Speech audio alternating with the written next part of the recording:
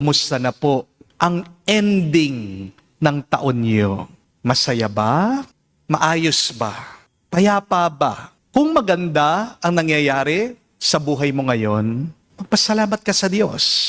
Matuwa ka. Minsan meron kasing tao, may pera na siya, maayos naman ang kalusugan niya, masaya naman sila sa pamilya, pero depressed pa rin siya. Kasi isang katotohanan po ng buhay natin yan. Di po ba? Sometimes we make our own problems. We create our own sadness. We start our own stress. Amen? Mga kapatid, bago mo sisihin yung ibang tao, tingnan mo muna yung sarili mo.